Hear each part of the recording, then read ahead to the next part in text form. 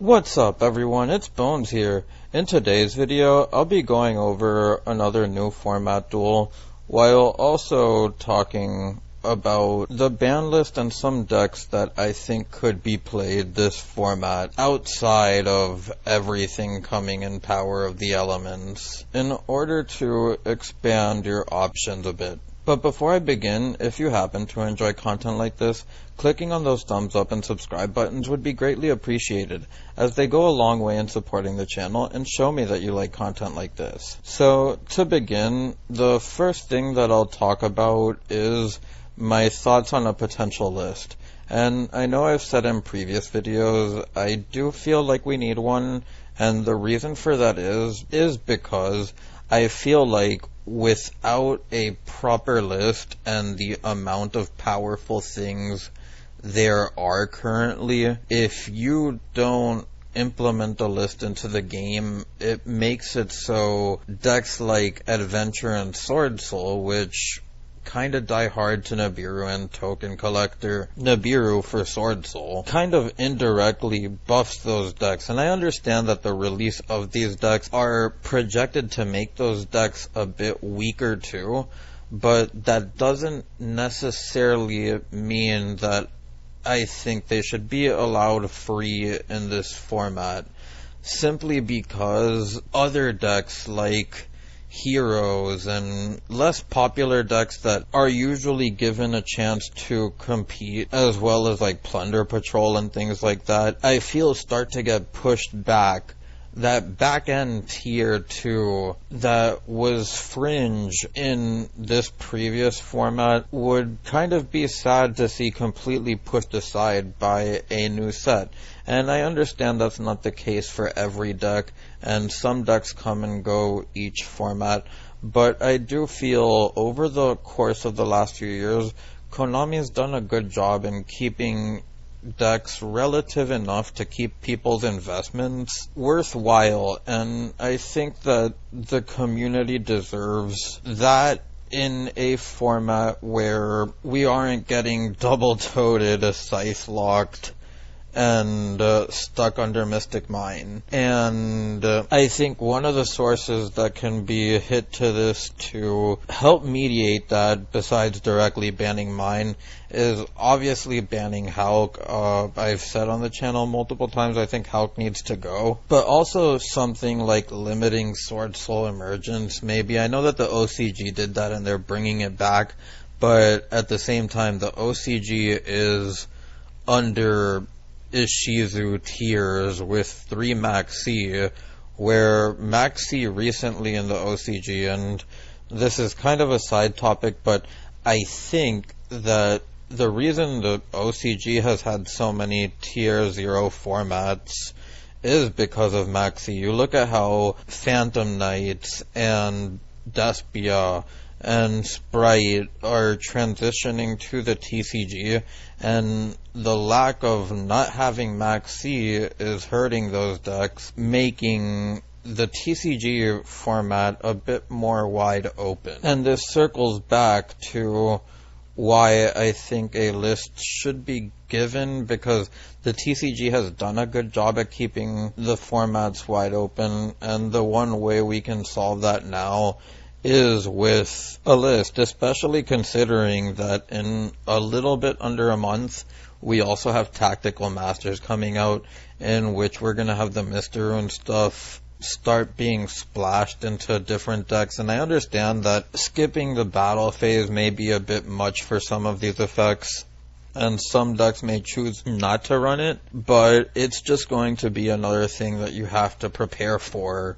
And without a list and 2 sets coming, it would just be one of those things where I remember back when Secret Slayers came out and then we got Rise of the Duelist, the pandemic had just hit, and we had very little lists, or not even a list, throughout a majority of the start of that, and we just had 2 sets come in with a lot of powerful cards, and it kind of took a while to sort itself out, and even led to, I'd like to say, about an entire year of near tier 0 formats where we had Infernobles making Calamities. We had Drytron with the Vanities ruler at the start, and obviously with the 3 Avas and the multiple Ben 10s. But it's no surprise considering that was also Hulk's kind of introduction to the TCG, as Eternity Code had come out earlier that year too. Because I think Power of the Elements is that type of set, it's definitely the biggest set that we've gotten in the TCG since Burst of Destiny. So I do think that if you're going to decide on a deck to buy and you want to get something that may have been in the previous formats, and as you can see, this is where I'm going to transition to the next part of the video, and the type of decks I think that can be played in the upcoming format. The first one I'll go to is Sky Strikers, and I'm going to mention this one first because Sky Strikers is one of those decks that can open Offering to the Doomed, Afterburners, Widow Anchor, Array, and a hand trap, and just outboards that are annoying to deal with. We saw Strikers take down the LCS when Synchro Eldritch was basically at full power. So, because of how Striker can match up with a lot of these decks, and also having the access to Mystic Mine, and being one of the best decks to abuse it, I do think that it's definitely one to consider. The next decks that I want to go over are the Cybers decks, and I mentioned the Cybers decks because they're able to play a floodgate like Rivalry. Mathmech in specific can search Anti-Spell, which I think is really strong. Marincess has another advantage over Sprite, which is the fact that if both decks can get each other into a whittled game state where they hand trap each other to death, then something like Marincess only takes one Marincess monster to go off, while with the Sprites you kind of have to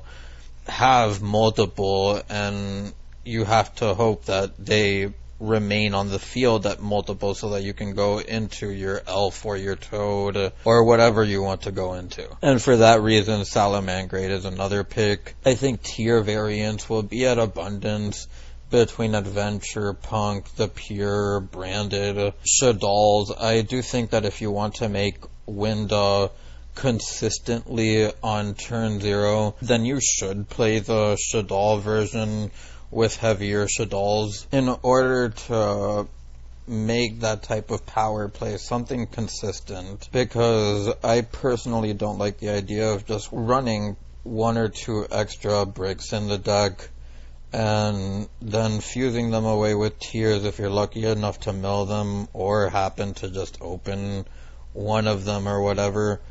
But that's just me. That's why you haven't seen the doll stuff in any of my tier builds. And of course in a more doll-oriented version of the deck, I would consider it.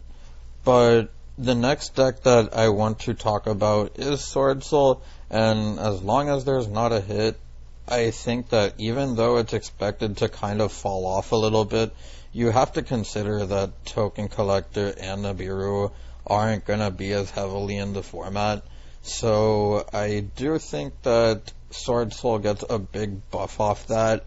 and if not checked, it being able to play Rivalry and Anti-Spell makes Sword Soul a very scary deck to play against. I also think that Despia is just fine. I think that if you remove the patchwork stuff, replace it with the tier stuff, replace the branded Lost Engine with crossouts, and play some real going second cards along with that, I think the deck does pretty fine, as you're able to make Mirror Jade more consistently than the tier version, and the only downside to it is that you might not get Dragos Depelia as often, but you also do get the option to make Guardian Chimera on your opponent's turn, which is a nice thing about the Despia version. Another deck is obviously Flunder. I think that Flunder, if left unchecked, has a good matchup against basically everything almost. I think the fact that it can play 6 hand trap dodgers with 3 Book of Moons and 3 Advents,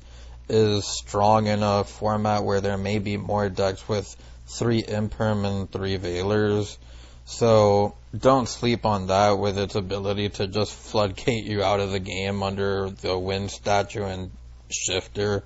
Then you also have Cyber's variants with the Mathmech Circular, and I think that falls under the same principle that I've been mentioning about most of these decks, which is just play stuff that gives you a lot of room to interrupt your opponent, or play a deck like Plunder that can just flat out lock them out. I've also seen someone try to use the Mermail stuff with the Sprite stuff, which if you want to go for something in the more fun / less tier type decks, there is that. If you're a fan of the animes, of course there's always Dark Magician, Blue Eyes, Heroes, and the Synchro deck along with the Heat Soul Turbo decks, and all have ways to make them playable even if they aren't the most competitive decks. But that's basically all I have to say for today's video. I was kind of scared to do this video because I didn't know if people would like random conversations with some gameplay in the background, or if they would just prefer me to commentate the actual game. This was just a new style of video I wanted to try out. But anyways, if you made it this far into the video, I thank you for watching. If you have any thoughts or suggestions, feel free to leave them down below. I hope you enjoyed today's video. It's Bones, signing out.